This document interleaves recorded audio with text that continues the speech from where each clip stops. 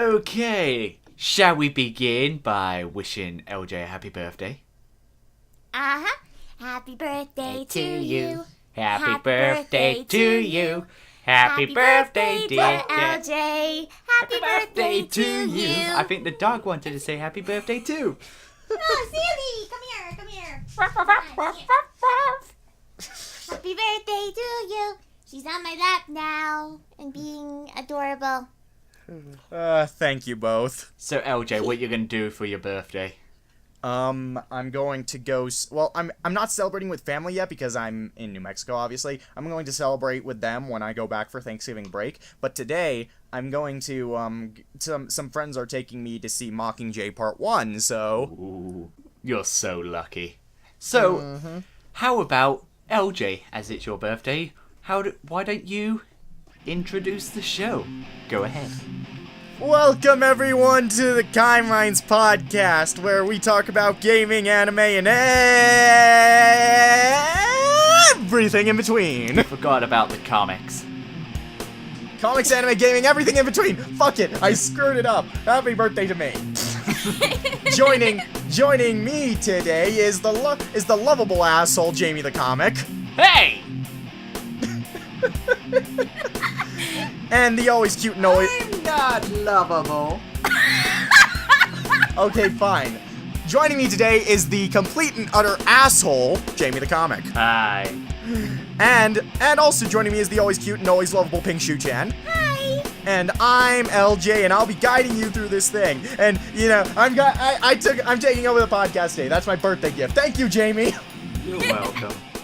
Well, now that I know that you can host for now on. I don't want to host from now on. I just want to host today. Alright then. Well, you're hosting today, so it's your rules. Alright, let's start with Pink. Alright, so last week I saw Big Hero 6. I also saw Big Hero 6. And I loved it. It was awesome. I also loved it. I love Baymax. I want a Baymax now. Oh yeah, Baymax is so adorable and so hilarious. And it really makes me happy knowing that Disney is doing so well with their animated films. Yeah, because honestly, I don't know where I'd rank this. I don't think I would call it, like, in terms of the recent films, I don't know if I'd put it up with Frozen, but definitely somewhere close. Well, oh yeah, it's definitely really good. It's a good job they're doing well with their animated movies, because their live action movies are looking shit. Cinderella. Yeah. Cinderella. Because as well as seeing Big Hero 6, I also saw Maleficent, and it's decent. But only decent? There was so much Pink, that... go all out. You know you don't like this film. Fulfill your destiny. Let the hate flow through you. I liked the beginning. I thought that the beginning was very well done, really well done, but the rest of the film just went flat. Like, most of these characters, I couldn't care. And without spoiling anything, there's a liar reveal plotline. Oh, goody. There's always a liar reveal plot line. But anyway, back to Big Hero 6. Yeah, Big Hero 6, it's friggin' awesome. Baymax is friggin' awesome. I really love Hero as well. He is an awesome protagonist. I love the side characters. Fred. The movie is hilarious. It's lighthearted. It's just a really fun experience. Isn't Big Hero 6 based on a Marvel franchise? It is. Yes, it's based on a comic. I wasn't reading wrong into that. In fact, funny that it's like, you know, this is the first collaborative effort that Disney has done with Marvel in one of their films. And even in an animated movie, and even when it's not strictly a Marvel movie, we have to have a Stan Lee cameo, and this movie has one. Yay. But I heard it was funny. It's after the credits, and I didn't see it, but Yeah, same. so that gives me more of a reason to get this film on Blu-ray. So I can just watch it, and then when the credits pop up, I skip the credits and get to the post credit scene. But my overall opinion of Big Hero 6, it was a lot of fun, and it had a lot of heart to it. And Baymax is probably one of the best characters in any Disney film, and even any Marvel film, I will say, he is surprisingly well developed, despite the fact that he has a limited emotional range, and he only has one face throughout the entire film. You get, like, just by his words and how he acts around the world, you get who this character is. And because he's a robot, you have those moments where he's just socially off. Like, there's a part where, very early in the film, where, like, Hero's feeling down about something. I'm not gonna spoil what it is, but, like, but Baymax assumes that you are going through puberty. Oh, that's nasty. Oh my god, that part was friggin' hilarious. And it even has an adult joke snuck in there that There was an adult joke in there. But then again, it's Disney. We need to sneak one or two into the mix. Like sex in Lion King. That didn't spell sex. That spelled SFX. I hate correct. It did. I hate correcting people on this. What about... Yeah, I'm gonna stay out of this. What about the Aladdin thing? What Aladdin thing? Have you not heard the Aladdin thing? What's the Aladdin thing? Is that the one regarding A Whole New World, or? No, it's when Aladdin says under his breath, "Good girls, take off your top." He never says that. I'm being serious. If you go to the scene with... I think that was at the... I think I know about this. Like, this was the part when he was trying to calm down Raja. Yeah, and then he just says, "Good boy, good teenage girls, take off your clothes." Wait, what? I don't know exactly. Like, I need to watch the film again, because Aladdin is one of my favorite Disney films. But in regards to Big Hero 6, I did have one problem with the film, and that was the stupid fucking villain. And I can't go into details about the stupid fucking villain, because that would reveal stupid fucking spoilers. But just for the record, this villain is a stupid fucking villain. Yeah, I would have liked to see a bit more of the villain. It's just... As stupid as Christoph Gavin. Christoph Gavin is an awesome villain, okay? Thank you. You will die last. Thank you? Yes. But yeah, point is, Big Hero 6 is friggin' awesome. If you haven't seen it yet, go see it, because, yeah, it's really good. And I'm really happy that Disney's doing so well with their animated films, and I look forward to more animated films in the future. Alright, shall we move on to Jamie? I'm gonna talk about a thing. See how annoying that is, LJ? No. All right. I don't. I actually found it adorable. Oh, thank you. Fuck off. You will die second. Fuck off. Anyway, Half-Life 3 may not be made by Valve. What? Yeah! Valve are a company that is customers come first. Am I right, LJ and Pink? Yeah, I don't think Pink's played much Valve games. No. No, but you know of like how loyal Valve are to their customers and loyal fans. They are. They're very loyal. And they are there for the fans because pleasing the fans makes more profit for them, which is standard practice that Valve has generally perfected, and I honestly believe that Valve are the best video game company of this decade, if not Atlas. 2 decades. No, I believe Valve. But anyway, Atlas. Some fans and critics alike believe that the Half-Life franchise does not make sense for them anymore, considering Team Fortress 2, Dota 2, Counter-Strike Global Offensive, which all profit from transactions, and Steam, which profits from other games.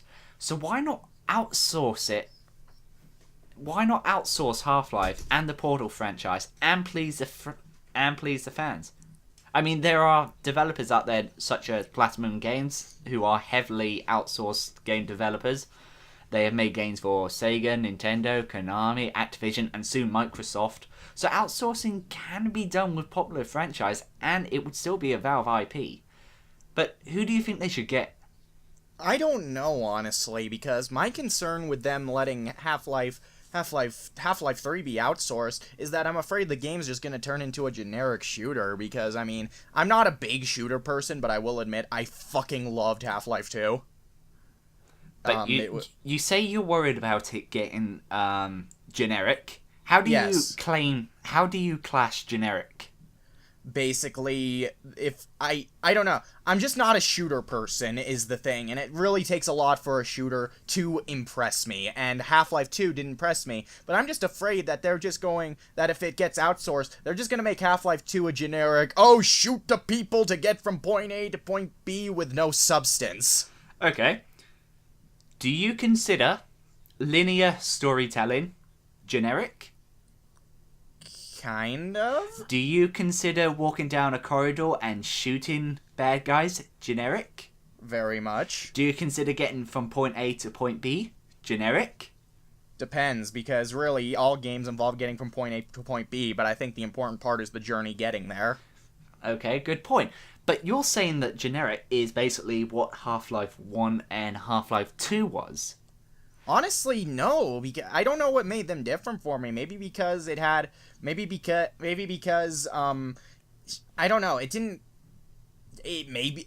feel generic to me. I'm not one to talk about shooters because, again, I hate the genre. If you're going to ask me to talk about shooters, I'm going to have a negative opinion on them. Okay, fair point. So, there are loads of companies out there that is quite risky given a franchise as popular as Portal and Half-Life 2.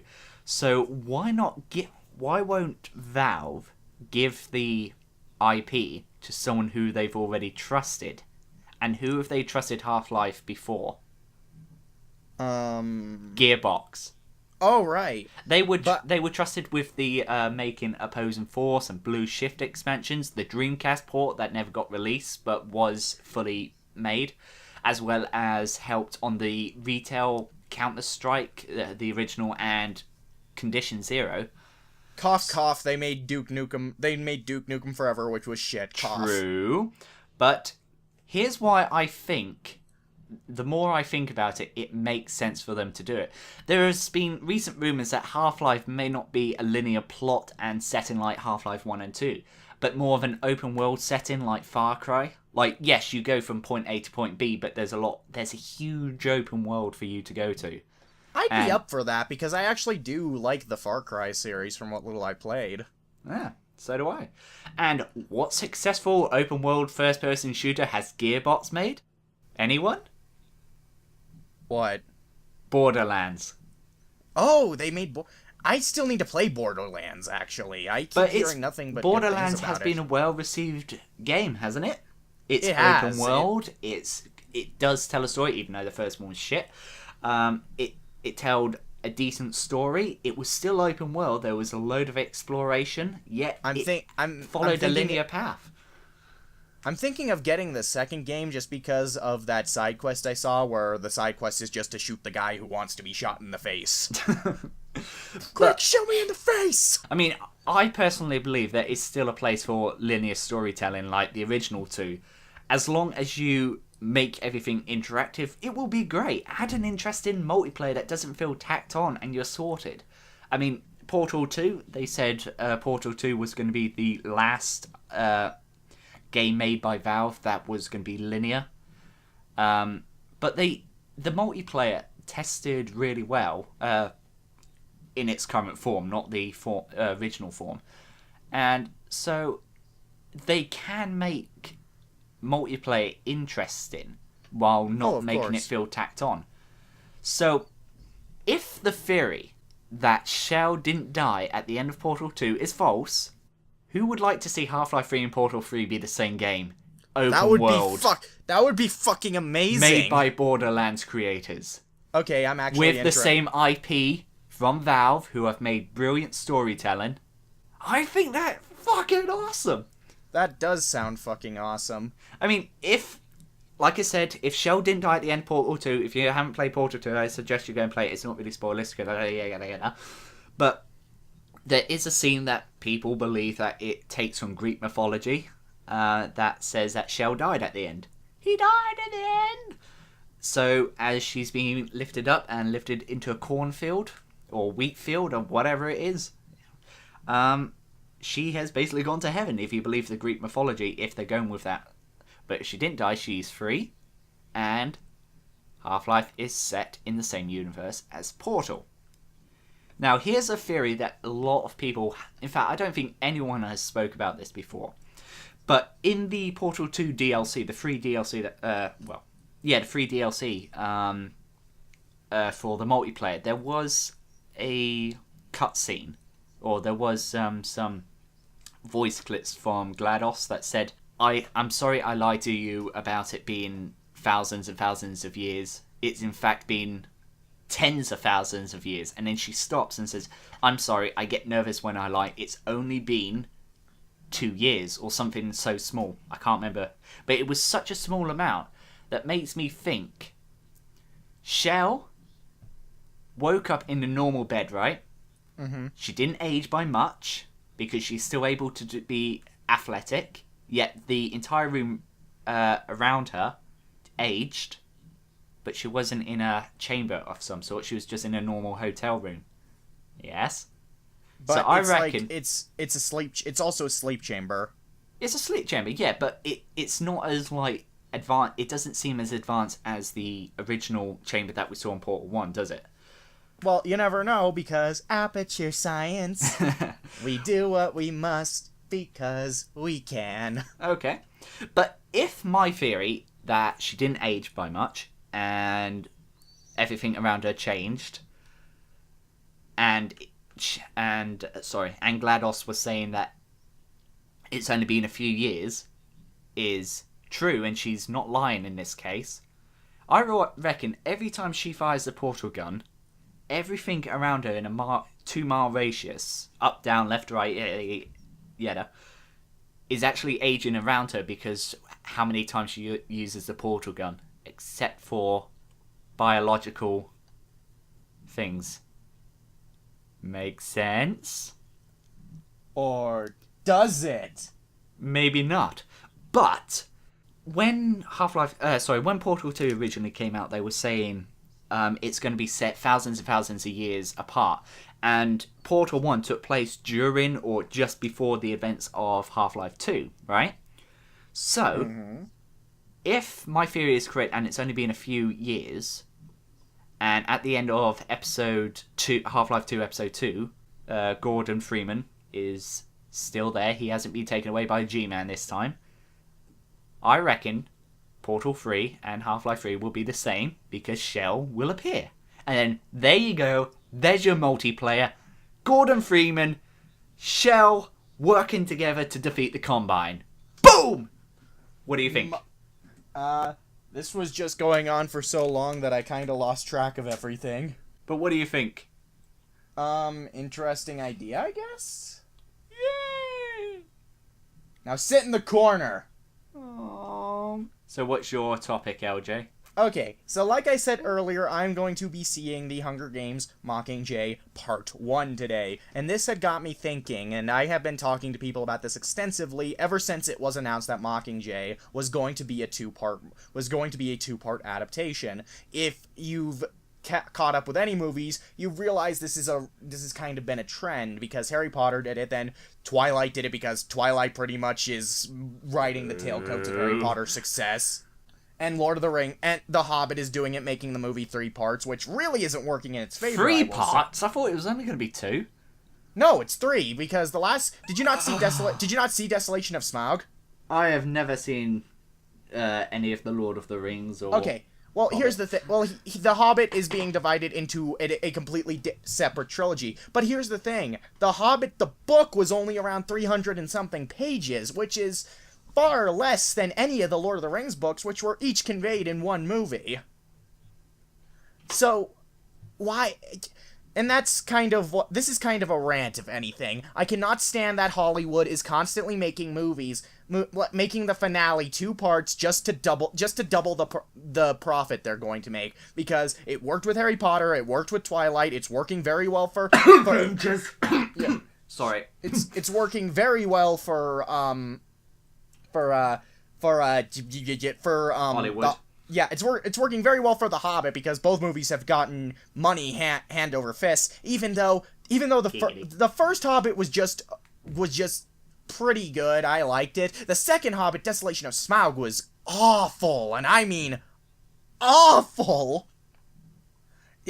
So I don't think it's working well. And now I'm looking at Mockingjay because I've read the Hunger Games books. I like the books, though I thought I liked the first 2 books. The Mockingjay book was a piece of shit, which makes me skeptical about this movie because I'd already be skeptical about the movie if it was one part, admittedly, but because again, I didn't like Mockingjay as a book. It really felt like the last 2 books built up to nothing. And that's like the worst thing you could do with a finale, is make it feel like nothing happened. Or just make it feel underwhelming. Now I'm wondering, but with Mockingjay being 2 parts, I actually kind of have a bit of mixed feelings about it, because if they're trying to base it strictly on the book, it's a bad idea to make it 2 parts, because Mockingjay was barely any longer than Catching Fire, which they also did in one movie. But if they're actually going to take creative liberties with it and actually make Mockingjay, good, then maybe I could see it working, but still, but honestly, I doubt it, because honestly, production companies are simply just doing this for money. They have no other reason to make the final movies 2-parters, because here's the thing, like with Harry Potter, the second part 2 of Deathly Hallows was fucking short. And I mean really fucking short. And it's like, you could have just made this you could have made Deathly Hallows a 3-hour movie and you'd be fine. Yeah, but a lot of people don't like 3-hour movies. I personally cannot stand 3-hour movies. I remember going to a cinema to watch the 3rd Pirates of the Caribbean. It was nearly, if not over 3 hours long, I can't remember. And it was so long, I got so bored.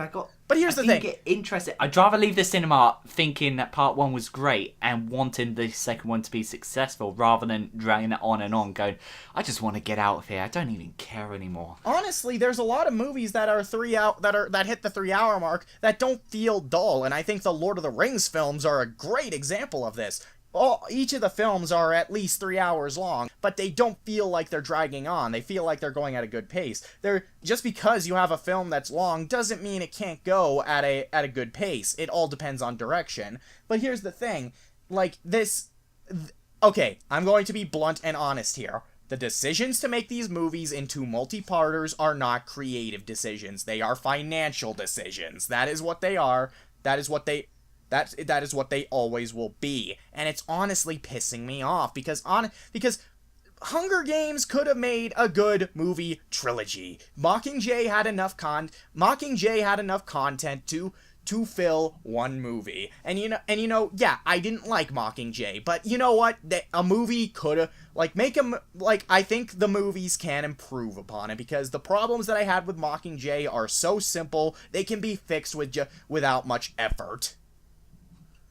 But yeah, the point is, I can't stand 2-part finales. They're incredibly annoying, and I don't know why Hollywood still does them. But to Hollywood, I say this: no, bad Hollywood, bad, in the corner. Okay, but before we just move on, what do you think about Avengers 3 being in 2-parters? Because the Marvel Universe is taking a sort of slightly different approach with this. Yes, the 3rd Avengers movie is going to be 2 parts, coming out exactly a year apart. But there's going to be 2 movies in between them. Do you think this could work? I think it might work, but I think this is a case where only time will tell. I can't really judge because I've never read the storyline the 3rd Avenger movie is going to be based upon on the comics. But from what I'm aware of, that it's going to be happening during the 3rd Avengers. So Avengers 3 happens, and then 2 other movies. I think Black Panther. I need to check this. But there's 2 Marvel movies in between it. Does that mean it's going to affect part 2, or it's happening the exact same time as part 2? Because it's based on the Gauntlet, isn't it? I have no idea. Gauntlet. I don't pay attention to much superhero movie news. I just go... Well, the Gauntlet is basically has the power of God. It can make Thanos the power of God. So does that mean that he's taken over the Earth and the other two superheroes are fighting against Thanos' minions while the Avengers are working on Thanos?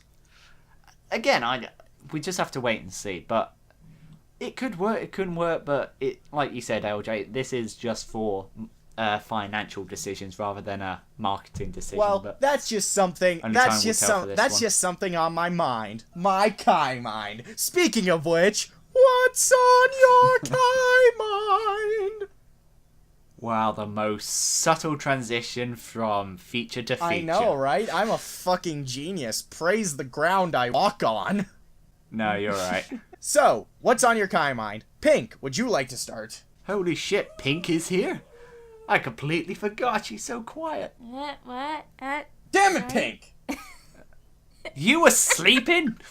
I can't help it! You guys were talking about stuff that I don't really know about, and it's like I can't contribute, so... Aww. Plus, I haven't been... What's on your Caimind?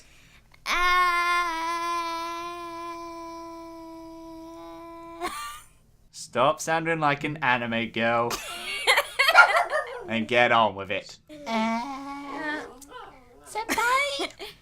I got one. Or whatever. Go on then. Alright. Would you rather be one hell of a butler, or would you rather be the god of the new world? These are anime references. So, would you rather be the butler from Black Butler, or would you rather be like Yagami? That's essentially what it boils down to. Yeah, I would rather be like Yagami from Fuck you. Death Note. Fuck you. Because I don't know. I myself would I want would to be be Sebastian. I would be Sebastian. That's what Grell calls it. No, calls him in the Japanese version. Or just think, you are taking down the bad guys. I am freaking Batman. and then you get Batman. shot with 1,000,000 bullets by a guy who was perceived originally in the show as a fucking idiot. But he won't know because I'm much smarter than Light. Even going up against super intelligent detectives like L, Nier, and Mello. Yeah, I just wouldn't let my greed or my what's that? My lust for death get in the way of my concentration. I would stay in the shadows. I would continue doing what I'm doing. I won't be tricked into coming out into the limelight just to give my opponent. Well, the you benefit see, of the doubt. Jamie, Screw if him. I couldn't choose the more honorable option of being simply one hell of a butler, then just what kind of butler would I be? And let's face it, A shit Sebastian he's a freaking demon. He's immortal. Also, he is smexy. Yes, he is very smexy. So is Light. Well, yeah, Light is, but I prefer L, personally. I think L's freaking adorable. No, L's weird. L is awesome. Fuck you. L is adorable. Look at his smile. Look at any time he smiles. So what is it about L that turned you on? Is it the fact that he's lazy? Is it the fact that he doesn't wash? Is it the fact that he doesn't change his clothes? Is it the fact that he doesn't sleep and is pondering and pondering and pondering and pondering and pondering? He has high everything? intelligence, he's funny, he's socially awkward, which makes him fucking adorable. And he's just, he's cute! Again, but he doesn't wash or bathe. They never strictly said he never bathes. They never strictly said he doesn't change his clothes. For all you know, he just has multiple outfits that look the same. Go fuck yourself! Anyway, Pink, what's your question? Oh, no, I got it. Okay. Okay, go. Okay. You go to a convention, and you have to crossplay. Who would you crossplay as? What's crossplaying? Crossplaying is cosplaying someone of the opposite gender. Probably Togami from Danganronpa. Who would you look smexiest in a dress? Haruhi Suzumiya. This just in! Either that or one of the sailor girls. This just in, Jamie wants to be Haruhi Suzumiya. She's cute. For me, I don't know, because I mostly do crossplay. let's face it, you'd either be Chihiro or Shuichi. Admit it. Well, there's actually a bunch. Like, I know I would like to crossplay as Aladdin from Magi or Aichi from Cardfight Vanguard. Yes, I place $5 bet that you would mention Aichi. I win. I didn't bet on that. I didn't bet on that. But I Redo. like that anime. But, okay. So, Jamie, do you have something on your Caimind? Which anime character do you want to kill? Well, who really gets on your nerves then that you would like to punch then? Make it less dark. Okay, Light Yagami. Actually, no, not Light Yagami. Hannah from Black Butler 2. Fuck Hannah! For me, it would have to be Claude from Black Butler 2. But Claude's so... I fucking hate Claude! He's so deliciously evil! I do not care! He is fucking despicable! But that's what makes him so entertaining! Hello, have you forgotten episode 9?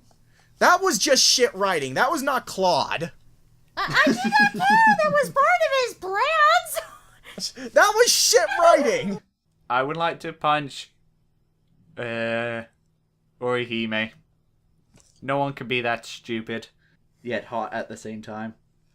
Claude is so enjoyably evil. And every shot she's in, it looks like porn. It is Black Butler porn. Oh my, we better end this now. So LJ, end us out. That'll be enough for today. Thank you everyone for joining the Caiminds podcast. This has been Jamiethecomic. Hello. You're supposed to say goodbye. Fail in the corner. Ah, In the corner. goodbye.